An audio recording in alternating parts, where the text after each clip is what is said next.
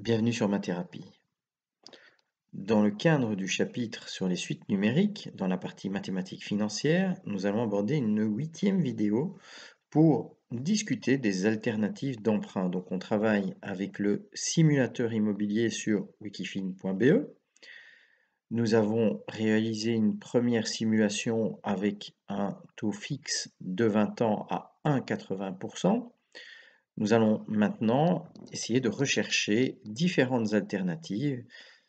Alors, à l'heure actuelle, on peut opter, à part pour un taux fixe, on peut opter par exemple pour une formule 1-1-1. Alors, la formule 1-1-1, c'est ce qu'on appelle le taux variable. Le taux d'intérêt est adaptable annuellement. Tous les ans, vous pouvez euh, changer de taux d'intérêt. Puisque les taux d'intérêt actuellement sont très très bas, le risque que vous prenez en utilisant cette formule, c'est de voir les taux d'intérêt se relever au fur et à mesure des 20 années de l'emprunt et donc au final de devoir rembourser plus d'argent.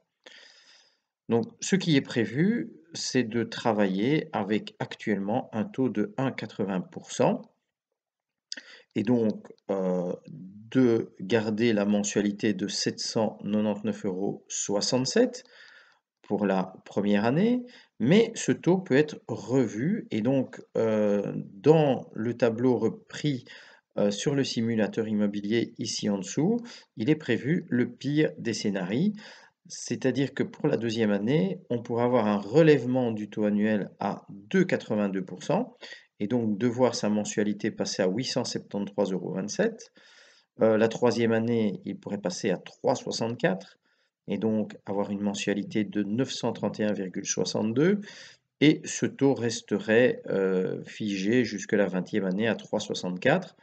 Donc au niveau des charges totales, si on travaille avec un taux fixe à 1,80, on va bien garder les 191 920,80, mais dans le pire des scénarios, on obtiendrait une charge maximale de 221 305 000 €, c'est-à-dire une différence de 29 384,40. Donc la formule à taux variable, la formule 1-1-1, n'est pas une bonne alternative dans ce cas-ci. Alors, on a une autre possibilité, toujours en taux variable, la formule 5-3-3. Pour la première fois, on va revoir notre taux d'intérêt après 5 ans et ensuite tous les 3 ans pendant 20 ans. Donc cette fois-ci, dans le tableau, il nous propose des scénarios qui iraient de la 6e à la 20e année, à nouveau de 3,64%, et donc ce n'est toujours pas favorable. Je vous recommande donc dans votre travail d'opter pour une formule à intérêt fixe. Ici, c'est simplement pour se rendre compte de ce que ça représente sur 20 ans à 1,80%. Si on revoit le taux après 5 ans et puis tous les 3 ans, ça nous ferait une différence de 19 265 € dans le pire des scénarios, ce qui n'est pas en votre faveur. Donc pour l'instant, on reste sur un taux fixe à 20 ans. Nous avons aussi la formule 5-5-5 qui est adaptable tous les 5 ans. Elle ne variera pas par rapport à la formule précédente, donc on garde un taux de 3,64% dans le pire des cas de la 6e à la 21e année, donc on garde cette même différence de 19 265 € en votre défaveur. Alors, on avait également trouvé une possibilité en allant chez la société Allianz à 4,75%. Et donc, si on n'a pas le choix et qu'on s'oriente vers ce type de société parce qu'on n'a, par exemple, pas suffisamment de fonds propres ou que le banquier considère que nos revenus ne sont pas suffisamment stables, Allianz pourrait quand même vous proposer un taux de 4,75% sur 20 ans. Alors, ça gonfle la mensualité à 1 032,75 € par an.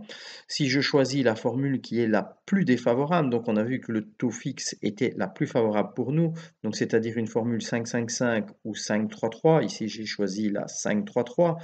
Ça représente quand même un TAEG de 5,09%. Je vous rappelle que ça, c'est le taux annuel effectif global. Je vous en avais parlé dans la 7e vidéo. Et donc, dans ce cas-ci, ça porterait les charges maximales à 310 219 euros.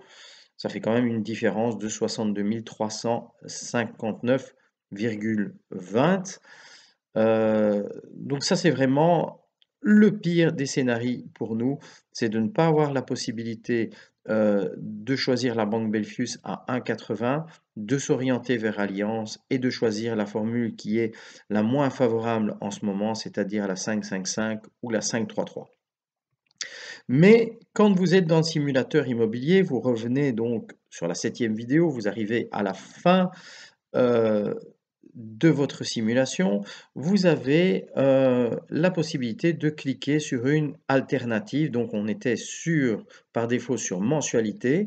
En alternative, il vous montre également diverses possibilités. Alors il faudra retourner sur guideépargne.be pour faire un calcul précis de ces possibilités, mais en raccourcissant la durée du crédit, on va donc augmenter, la mensualité, mais on pourrait être quitte de notre remboursement bien plus tôt et donc devoir rembourser moins d'argent.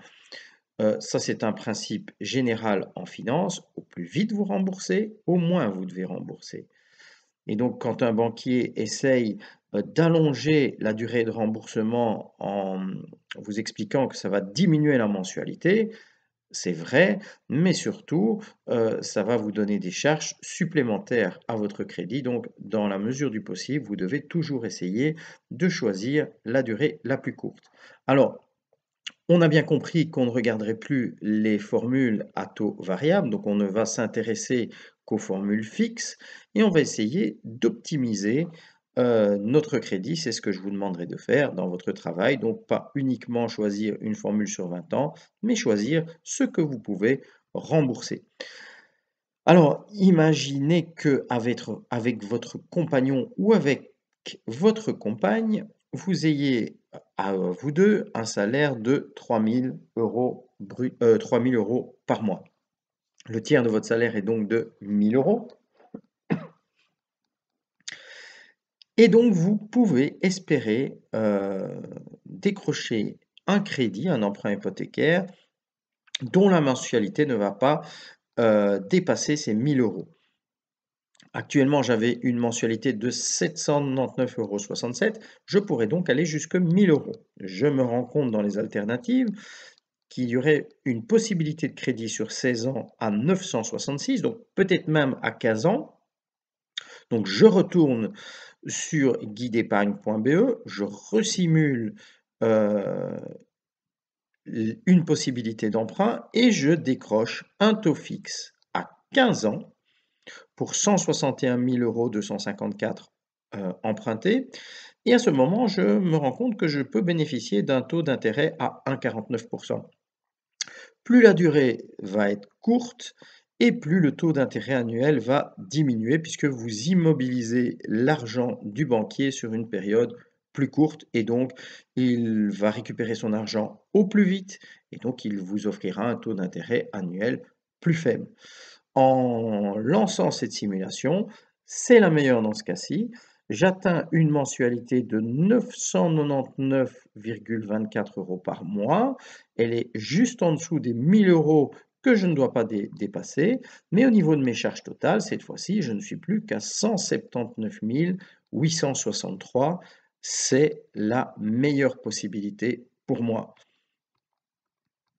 Alors, je vais faire une petite synthèse de ces alternatives. Je les ai classées par ordre de la meilleure à la plus mauvaise. Donc, on voit que sur 20 ans, la période la plus longue d'emprunt et sur les différents taux variables, c'est en ma défaveur.